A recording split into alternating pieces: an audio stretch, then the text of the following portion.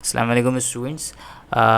Welcome to my YouTube channel. In this video we are going to discuss about lipids को हम start करेंगे बेटा। तो यहाँ पे मैंने कुछ पॉइंट्स ऑलरेडी लिख के रखे हैं। लिपिड्स है क्या? लिपिड एक कलेक्टिव टर्म है, जो है टर्म है जिसके अंदर basically they are the heterogeneous group of organic compound, यानी एक बड़ा ग्रुप है ऑर्गेनिक कंपाउंड का, किसी एक सिंगल मॉलिक्यूल का नाम लिपिड नहीं है। इसके अंदर दो स्पेसिफिक प्रॉपर्टी होती है। एक तो ये वाटर में इनसॉल्युबल होता है, यानी हाइड्रोफोबिक होता है, और जो है ऑर्गेनिक सॉल्वेंट के अंदर जो है ये सॉल्युबल होता है, जैसे कि एसीटोन है, अल्कोहल्स हैं, ईथर है, इनमें जो है लिपिड सॉल्युबल होता है।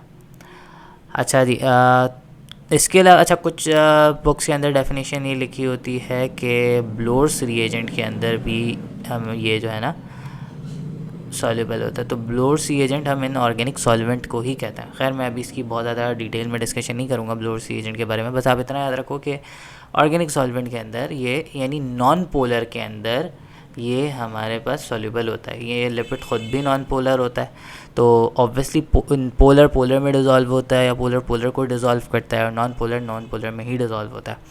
तो ये आपने हमेशा याद रखना है। अच्छा जी, second is lipids are compose of hydrogen. Lipids में हाइड्रोजन शामिल होता है बेटा। कुछ चीज़ें यहाँ पे देखो क्या क्या चीज़ें शामिल है। हाइड्रोजन शामिल है, कार्बन है और ऑक्सीजन है। एस कार्बोहाइड्रेट, जिस तरह से कार्बोहाइड्रेट में होता है उसमें भी कार्बन, हाइड्रोजन एंड ऑक्सीजन शामिल होता है। लेकिन सवाल ये है कि फिर इसको कार्बोहाइड्रेट क्यों नहीं कहता है? क्यों, क्या डिफरेंस है कार्बोहाइड्रेट से? तो डिफरेंस बेटा ये है कि इसके अंदर ऑक्सीजन का कंटेंट कार्बन और हाइड्रोजन के मुकाबले में बहुत लो होता है। जैसे आप कार्बोहाइड्रेट में पढ़ते हो ना, ग्लूकोज के अंदर C6H12O6, ये ग्लूकोज में आप पढ़ते हो, तो इसमें आप देख सकते हो कि ऑक्सीजन और कार्बन जो है ना ऑलमोस्ट सेम रेशियो। अब यहाँ पर फॉर एग्ज़ाम्पल हम एक एग्ज़ाम्पल लेते हैं ट्राई स्टीयरिन की। सही है, ट्राई स्टीयरिन की एग्जांपल लेते हैं जिसका फार्मूला होता है C57H110O6। अब आप यहाँ पे क्लियरली देख सकते हो कि बेटा यहाँ पे कार्बन 57, हाइड्रोजन 110 और ऑक्सीजन जस्ट 6। तो ऑक्सीजन का रेशो इन दोनों के मुकाबले में बहुत कम है। इन दोनों के मुकाबले में ऑक्सीजन बहुत लो रेशो में मौजूद है। तो इसमें हाइड्रोकार्बन का रेशो ज़्यादा होता है। हाइड्रोकार्बन के रेशो ज़्यादा होने की वजह से नॉन पोलैरिटी इसकी ज़्यादा, ऑब्वियसली नॉन पोलर है, तो इसी की वजह से जो है ना, इससे हाइड्रोकार्बन के रेशो ज़्यादा होने की वजह से ये एनर्जी रिच होता है, डबल एनर्जी प्रोड्यूस करता है एज़ कम्पेयर टू कार्बोहाइड्रेट। सही है, यानी जो कार्बोहाइड्रेट हमें एनर्जी प्रोवाइड, हमारी बॉडी में प्राइमरी सोर्स कार्बोहाइड्रेट होता है एनर्जी के लिए, लेकिन उसी जगह पे लिपिड जो है कार्बोहाइड्रेट के मुकाबले में ज़्यादा एनर्जी प्रोड्यूस करता है। जब भी होता है बेटा कि जब एक बार मोटापा चढ़ा जाता है तो उसको बर्न करना बहुत मुश्किल होता है, बहुत जो है ना मेहनत करनी पड़ती है, एक्सरसाइज करना पड़ता है, क्योंकि वो थोड़ी सी क्वांटिटी में ज़्यादा एनर्जी प्रोवाइड कर देता है। दैट्स वाई उसको बर्न करने में ज़्यादा टाइम लगता है। अच्छा खैर, इन जनरल अगर हम यहाँ पे बात करें बेटा, तो इन जनरल कंपोनेंट लिपिड जो होता है सेल मेम्ब्रेन के कंपोनेंट्स में होता है, यानी फॉस्फोलिपिड है, कोलेस्ट्रॉल है, एनर्जी स्टोर करता है जैसे ट्राइग्लाइसराइड्स है, केमिकल मैसेंजर के तौर पे बिहेव करता है जैसे स्टेरॉइड्स है, बहुत सारे स्टेरॉइडल हार्मोन्स है हमारे पास जिसको केमिकल मैसेंजर कह रहे हैं। इसके अलावा एनिमल्स में प्रोटेक्शन में हेल्प करता है, बहुत प्लांट्स के ऊपर कवरिंग करता है, डिफरेंट एनिमल्स के ऊपर लिपिड्स की कवरिंग होती है जो कि वाटर प्रूफ होता है, इंसुलेट करता है। जैसे होता है ना कि जब सर्दियाँ आती हैं तो फ़ैट की डिपोजिशन हमारी स्किन में, सबक्यूटेनियस फ़ैट एक्यूमुलेट हो जाता है, तो वो इंसुलेट करता है, एनर्जी लॉस होता है। बुयंसी में है, बुयंसी हम कहते हैं बेटा कि जो एक्वेटिक एनिमल्स होते हैं वो फ्लो करते हैं वाटर में, वो आसानी से वाटर में। तो लिपिड को अगर हम देखते हैं कि यानी buoyancy we can say the force that cause object to float in water, यानी एक फोर्स क्रिएट कर देता है क्योंकि वो वाटर के अगेंस्ट हाइड्रोफोबिक है, जिसकी वजह से एक फोर्स क्रिएट हो जाता है जिसकी वजह से कोई भी चीज़ वाटर में फ्लोट आसानी से कर पाती है। अच्छा जी, अब क्या होता है बेटा, इसके बाद हमारे पास क्लासिफिकेशन ऑफ लिपिड्स हैं। क्लासिफिकेशन की बात करते हैं बेटा। लिपिड जो है वो उसको जो है कुछ ग्रुप्स में क्लासिफाई किया जा सकता है, जैसे कि हमारे पास है सिंपल लिपिड्स। सिंपल लिपिड्स क्या होता है? Asters of fatty acids and various alcohol. तो याद रखना सिंपल लिपिड्स के अंदर सिर्फ फैटी एसिड्स और अल्कोहल होता है। ये मैं पढ़ाऊँगा फैटी एसिड और अल्कोहल, फैटी एसिड्स क्या है और एसिफिकेशन का क्या मतलब है, ये सारी चीज़ें अभी हम डिस्कस करेंगे। जैसे इसकी एग्जाम्पल में एसाइल ग्लाइसरोल है, वैक्सेस है। इसी तरह से होता है compound lipids. Compound lipid basically क्या होता है, इसमें फैटी एसिड्स और अल्कोहल तो होता है, बट इसके अलावा भी दूसरे कंपाउंड्स ऐड हो जाते हैं, जैसे कि फॉस्फोलिपिड है, ग्लाइकोलिपिड्स है। तो ये हमारे पास कंपाउंड लिपिड्स होते हैं। फिर आ जाता है ड्राइव लिपिड। ड्राइव लिपिड के अंदर हमारे पास क्या होता है, ड्राइव लिपिड सिंपल या कॉम्प्लेक्स लिपिड की डेरिवेटिव फॉर्म होती है, जैसे कि स्टेरॉइड्स है, टर्पीन्स है, प्रोस्टाग्लैंडिन्स है। ये सारी हम एक एक करके सबको डिस्कस करेंगे इस वीडियो के अंदर। मतलब इस लिपिड के टॉपिक के अंदर हमने एसाइल ग्लाइसरोल पढ़ना है, वैक्सेस पढ़ने हैं, और फिर उसके बाद जो है स्टेरॉइड्स पढ़ना है, टर्पीन्स पढ़ना है, फॉस्फोलिपिड्स पढ़ना है, प्रोस्टाग्लैंडिन, ये सारी चीज़ें जो है ना हमने डिस्कस करनी है। ओके स्टूडेंट्स, तो अब हम डिस्कस करेंगे एसाइल ग्लाइसरोल के बारे में और वैक्सेस के बारे में। पहले हम स्टार्ट करेंगे बेटा एसाइल ग्लाइसरोल से। एसाइल ग्लाइसरोल बेटा ये बेसिकली हमारे पास होते हैं क्या है, एसाइल ग्लाइसरोल हमारे पास क्या है, एसाइल ग्लाइसरोल हमारे पास है asters of fatty acids and alcohols. Asters of fatty acids and alcohol, सबसे पहली चीज़ तो आपको एस्टर्स पढ़ा दूँ, फिर फैटी एसिड्स के बारे में बात करेंगे और फिर अल्कोहल्स के बारे में बात करेंगे। तो asters of fatty acids and alcohol. अच्छा, ये चीज़ तो आपने ऑलरेडी पढ़ी हुई है कि भाई एसिड्स होते क्या है। ये यू नो वेरी वेल कि अगर हमारे पास कार्बन की चेन है और उसके साथ OH लगा हुआ है, हाइड्रोक्सिल ग्रुप लगा हुआ है, दैट इज़ अल्कोहल। और सेम इसी तरह से अगर एक कार्बन की चेन है और उसके साथ ऑक्सीजन डबल बॉन्ड की फॉर्म में मौजूद है, दिस इज़ कार्बोनाइल, और अगर इस कार्बोनाइल के साथ OH आके लग जाता है तो ये कहलाता है कार्बोक्साइल, और ये इसके साथ R यानी कार्बन की चेन आ जाती है, तो दिस इज़ कॉल्ड कार्बोक्साइलिक एसिड। अच्छा, अब बेटा यहाँ पर हमारे पास फॉर एग्ज़ाम्पल होता क्या है कि अगर अल्कोहल है और इसका रिएक्शन कार्बोक्साइलिक एसिड के साथ होता है, तो यहाँ पे कौन सा रिएक्शन होता है, कंडेंसेशन का। कैसे, ये देखो भाई, ये आपके पास आ गया कार्बोक्साइलिक एसिड, और अब ये कंडेंस होगा कार्बोक्साइलिक एसिड का OH और अल्कोहल का H यहाँ से रिमूव होगा, यानी वाटर का मॉलिक्यूल यहाँ से निकलेगा। तो जिसके बाद क्या होगा बेटा, ये इसका H निकल गया और इसका OH निकल गया, तो ये दोनों आपस में जुड़ जाते हैं, और अब ये बनने वाला कंपाउंड जो है ये कहलाता है एस्टर्स, और ये हमारे पास ये प्रोसेस कहलाता है एस्टरिफिकेशन। तो होपफुली बेटा आपको बात समझ आई होगी। अच्छा जी, अगर हम स्पेसिफिकली बात करें एसाइल ग्लाइसरोल की, तो एसाइल ग्लाइसरोल में दो चीज़ें होती हैं, एक ग्लाइसरोल होता है और दूसरा होता है fatty acid. Acyl glycerol, glycerol और 3 फैटी एसिड से मिलके बनता है। अब ग्लाइसरोल ऑब्वियसली हमारे पास अल्कोहल है। अगर कार्बन की 3 कार्बन की चेन है और इन तीनों पे OH लगा हुआ है, तो ये हमारे पास ग्लाइसरोल कहलाएगा। ये हमारे पास ग्लाइसरोल कहलाएगा, और इसको हम ग्लिसरीन भी कहते हैं। फैटी एसिड हम किसको कहते हैं, फैटी एसिड बेटा सिंपल है, fatty acid are long chain carboxylic acid. Long chain carboxylic acid are called fatty acid. अब आपको पता है कि भाई ये हमारे पास ये जो कार्बोक्साइलिक एसिड है, अगर ये कार्बन की चेन लॉन्ग है, 10-15 कार्बन है इतने, तो ये हमारे पास फैटी एसिड्स कहलाएंगे। तो एक चीज़ याद रखना, फैटी एसिड में लॉन्ग हाइड्रोकार्बन की चेन होती है, सही है, लॉन्ग हाइड्रोकार्बन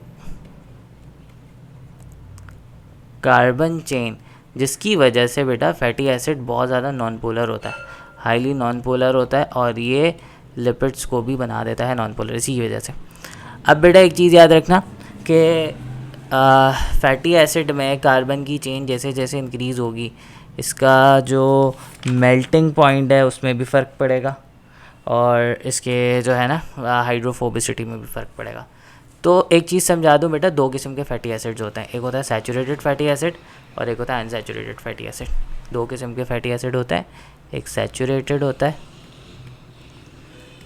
और एक अनसैचुरेटेड। आपको पता है ऑर्गेनिक में आपने पढ़ा होगा, if there isn't any double और triple bond in carbon chain this is called saturated. और अनसैचुरेटेड का मतलब ये है कि भाई अगर कार्बन में डबल बॉन्ड या ट्रिपल बॉन्ड प्रेजेंट है तो वो अनसैचुरेटेड कहलाएगा। तो मैंने यहाँ पे लिस्ट डाउन किया हुआ है ये किसको, फैटी एसिड्स की कुछ लिस्ट को। ये जो शुरू के ये जो 3-4 फैटी एसिड्स है, 4 हैं, ये है सैचुरेटेड। सही है, सैचुरेटेड है, जिसमें पहला है लॉरिक एसिड। कोकोनट ऑयल में ये पाया जाता है, इसमें नंबर ऑफ़ कार्बन 12 होता है, इसका मेल्टिंग पॉइंट 44 होता है। फिर आता है मिस्टिक एसिड जो कि बटर फैट में पाया जाता है, नंबर ऑफ़ कार्बन 14 होते हैं, मेल्टिंग पॉइंट कितना होता है 58 होता है। आप देख रहे हो नंबर ऑफ़ कार्बन बढ़ते जा रहे हैं, मेल्टिंग पॉइंट भी बढ़ता जा रहा है। फिर आता है पामेटिक एसिड। पामेटिक एसिड जो है ना फैट्स और ऑयल में पाया जाता है, यूजुअली कार्बन नंबर 16 होता है, मेल्टिंग पॉइंट 63 है। एंड देन स्टेरिक एसिड, ये भी फैट्स एंड ऑयल में पाया जाता है, कार्बन नंबर 18 है और मेल्टिंग पॉइंट 17 है। फिर आ जाता है अनसैचुरेटेड। अच्छा बेटा, जो अनसैचुरेटेड फैटी एसिड्स हैं, आपको पता है कि भाई इसके अंदर डबल या सिंगल बॉन्ड्स होते हैं। इसके अंदर हमारे पास ऑयलिक एसिड है जो कि ऑलिव ऑयल से मिलता है, नंबर ऑफ़ कार्बन 18 है और मेल्टिंग पॉइंट 4 है। और फिर यहाँ पे लिनोलेनिक एसिड है, लिनोलिक एसिड है, वेजिटेबल ऑयल से मिलता है, नंबर ऑफ़ कार्बन 1 सेकेंड 18 और यहाँ पे मेल्टिंग पॉइंट -5। और linolenic acid soybean and canola oil से मिलता है, नंबर ऑफ़ कार्बन 18 है और मेल्टिंग पॉइंट -11। लास्ट वन है आर्किडोनिक एसिड, जिसके अंदर जो कि चिकन में प्रेजेंट होता है, लार्ड से मिलता है और जिसके नंबर ऑफ़ कार्बन 20 है और मेल्टिंग पॉइंट -50 है। अब बात यहाँ पे आती है बेटा, ये नंबर ऑफ़ कार्बन तो यहाँ पे चेंज नहीं हो रहा है, यहाँ पे डबल बॉन्ड की क्वांटिटी इंक्रीज़ हो रही है, डबल सिंगल बॉन्ड की क्वांटिटी इंक्रीज़ हो रही है। तो एक चीज़ याद रखना कि अगर कोई फैटी एसिड की चेन है जिसमें सिर्फ एक डबल बॉन्ड है तो वो कहलाता है मोनो अनसैचुरेटेड, मोनो अनसैचुरेटेड। और इसी तरह से अगर दो है, दो डबल या डबल बॉन्ड है तो वो डाई अनसैचुरेटेड। इसी तरह से बढ़ता जाता है तो ये अनसैचुरेशन भी बढ़ती जाती है। अच्छा जी, अब ज़रा हम देखते हैं कि ग्लाइसरोल कैसे बनता है, साइल ग्लाइसरोल कैसे बनता है बेटा। तो मैं यहाँ पर आपको बनाकर दिखाता हूँ। देखो फॉर एग्जांपल मैंने आपको बताया ना, ग्लाइसरोल एक 3 कार्बन की चेन है, सही है, जिसके तीनों कार्बन पे OH लगा हुआ है, लाइक दिस, तीनों पे OH लगा हुआ है। और अब क्या होता है बेटा, अगर इन तीनों पे आके फैटी एसिड अटैच हो जाएगा, तीनों के साथ फैटी एसिड कंडेंस हो जाएगा इस तरीके से। फॉर एग्ज़ाम्पल ये आ गया एक फैटी एसिड। अच्छा यहाँ पे R1 लिख देता हूँ, R1 का मतलब है फैटी एसिड नंबर 1। ये आ गया दूसरा फैटी एसिड, सही है, और यहाँ पर लिख दिया R2। और फिर लास्ट में ये आ गया तीसरा फैटी एसिड, सही है। अब ये तीनों जगह पे कंडेंसेशन होगी, तो कैसे होगी देखो बेटा, सबसे पहले मैं एक एक करके समझाता हूँ। देखो भाई, 1 सेकेंड यहाँ पे बना दिया ग्लाइसरोल की चेन। अब देखना बेटा, यहाँ पे पहली जगह पे कंडेंसेशन होगी कुछ ऐसे कि भाई इसका H निकलेगा और इसका OH निकलेगा, तो ये यहाँ पे आके जुड़ जाएगा इसके साथ और ये हमारे पास R1। बाकी जगह पे अभी OH ही लगा हुआ है, लेट्स से, सही है। तो ये हमारे पास कहलाएगा, जिसके साथ सिर्फ एक ही फैटी एसिड जुड़ा हुआ होता है, तो ये कहलाता है मोनो एसाइल ग्लाइसरोल। अब नंबर 2 पे भी आके अगर हमारे पास नंबर 2 पे भी आके अगर एक और फैटी एसिड अटैच हो जाता है तो फिर वो बन जाएगा हमारे पास क्या, वो बन जाएगा डाई एसाइल ग्लाइसरोल, सही है। वो क्या कहलाएगा, diacylglycerol, sorry for my writing. फिर अगर तीसरे पे भी आगे अटैच हो जाता है, थर्ड पे भी आ जाता है, अटैच हो जाता है, तो फिर ये बेटा अब कहलाएगा ट्राईग्लाइसराइड, या हम इसको जो है ट्राईग्लाइसराइड या इसको सिंपल एसाइल ग्लाइसरोल ही बोलेंगे, या हम इसको न्यूट्रल लिपिड कहते हैं। न्यूट्रल लिपिड अगर कहीं पे सुनो तो इट्स मीन कि ग्लाइसरोल के तीनों कार्बन के साथ फैटी एसिड अटैच हो चुका है, तो ये हमारे पास न्यूट्रल लिपिड है। तो अब बेटा यहाँ पे भी हमारे पास जो एसाइल ग्लाइसरोल है वो दो किस्म का होता है, एक सैचुरेटेड होता है, सैचुरेटेड एसाइल ग्लाइसरोल होता है। सैचुरेटेड वो एसाइल ग्लाइसरोल होता है जिसके अंदर सैचुरेटेड फैटी एसिड मौजूद हो, और अनसैचुरेटेड होता है जिसके अंदर हमारे पास अनसैचुरेटेड फैटी एसिड हो। एक बात याद रखना, सैचुरेटेड होता है सॉलिड रूम टेम्परेचर पे और अनसैचुरेटेड होता है लिक्विड। अगर आप अभी जो यहाँ पे चार्ट दिखाया है मैंने, अगर आप इसको देखो तो यहाँ पे आपको क्या दिख रहा है कि यहाँ पे मेल्टिंग पॉइंट नेगेटिव में आ रहा है, यानी ये रूम टेम्परेचर पे क्या होता है बेटा, लिक्विड होता है। ये अनसैचुरेटेड रूम टेम्परेचर पे लिक्विड होता है, जबकि सैचुरेटेड जो होता है रूम टेम्परेचर पे होता है सॉलिड, जैसे बटर है, ये सारी चीज़ें। होपफुली बेटा ये बात आपको समझ में आ गई होगी। और सैचुरेटेड हमारी बॉडी के अंदर जो है ना, सैचुरेटेड फैटी एसिड जो है ये एनर्जी रिच कंपाउंड होता है, और saturated is the most abundant lipid, सबसे ज़्यादा पाया जाने वाला लिपिड होता है। अच्छा जी, अब आ जाते हैं वैक्सेस की तरफ। वैक्सेस क्या है बेटा? Waxes are highly hydrophobic compound, highly hydrophobic होता है, यानी ये तो बिल्कुल ही वाटर में किसी सूरत डिज़ोल्व नहीं होता, हाइड्रोफोबिक होता है बेटा। इसकी हाइड्रोफोबिसिटी सबसे ज़्यादा होती है क्योंकि इसकी नॉन पोलैरिटी सबसे ज़्यादा होती है। दो किस्म के जो है ना हमारे पास वैक्सेस होते हैं, एक नेचुरल होता है और एक आर्टिफिशियल होता है। एक नेचुरल होता है और एक आर्टिफिशियल होता है। ये सिंपल लिपिड के अंदर ही आता है। तो नेचुरल लिपिड बेटा, नेचुरल फैट जो हमारे पास वैक्सेस है वो कैसे बनते हैं बेटा? वो fatty acid and long chain alcohol, long chain alcohol. यानी बेटा यहाँ पे क्या है, मैंने आपको बताया ना, जैसे हाइड्रोकार्बन की चेन लंबी होती जाती है किसी भी एटम के अंदर, तो उस किसी भी मॉलिक्यूल के अंदर, तो उसकी हाइड्रोफोबिसिटी बढ़ती जाती है।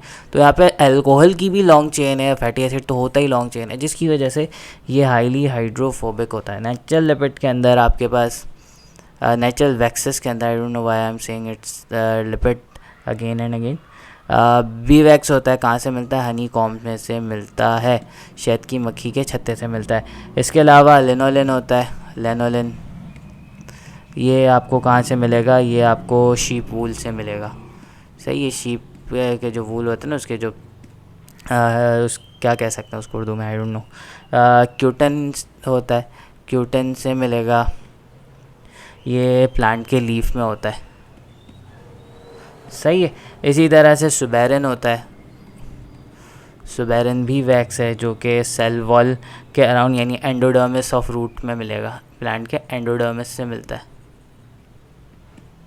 तो ये हमारे पास जो है ना नेचुरल लिपिड है, ये क्या करते हैं, ये रेजिस्टेंट होता है बेटा। रेजिस्टेंट प्लांट को क्या फ़ायदा देते हैं या उन एनिमल्स को क्या फ़ायदा देते हैं? Resistant to atmospheric oxidation. सही है, एटमॉस्फेरिक ऑक्सीडेशन के ये क्या करते हैं कि एटमॉस्फेयर में जो ऑक्सीजन है वो कोई किसी किस्म की ऑक्सीडेटिव रिएक्शन ना कॉज कर दे बॉडी में। तो ये रेजिस्ट करते हैं, प्रोटेक्टिव होते हैं, इंसुलेट करते हैं बॉडी को, ये सारा काम कर रहे होते हैं। इसके अलावा अगर हम बात करें बेटा आर्टिफिशियल की, या हम इसको सिंथेटिक कह सकते हैं, सिंथेटिक कहना ज़्यादा बेहतर है। सिंथेटिक वैक्सेस यानी अपेरेंटली ये बिल्कुल वैक्सेस जैसे ही होता है, लेकिन हम इसको ख़ुद से सिंथेसाइज करते हैं। सही है, जैसे पॉलीथीन में से, पेट्रोलियम में से इसको हम सिंथेसाइज करते हैं। इसमें क्या होता है, ये मिक्सचर होता है, ये mixture of long chain hydrocarbon, long chain hydrocarbon होता है। यानी हमारे पास यहाँ पे क्या क्या चीज़ें होती हैं, अल्कीन्स मौजूद होते हैं। सही है, अल्कोहल्स होते हैं, एल्डिहाइड्स होते हैं। सही है, एल्डिहाइड्स है, कीटोन्स हैं और फैटी एसिड्स हैं। ये सारी चीज़ें जो है ना इसके अंदर मौजूद होती हैं। ये क्या करता है बेटा, ये कैंडल्स बनाने में यूज़ होता है, वैक्स पेपर्स बनाने में, लुब्रिकेंट, और ख़ास तौर पे बेटा ये फिर हम जो है ना इसको मेकअप प्रोडक्ट्स बनाने के लिए, यानी कॉस्मेटिक चीज़ों में इसको हम यूज़ कर रहे होते हैं। This is all about waxes. अब हम बात करेंगे नेक्स्ट वीडियो के अंदर फॉस्फोलिपिड्स की। Thank you so much.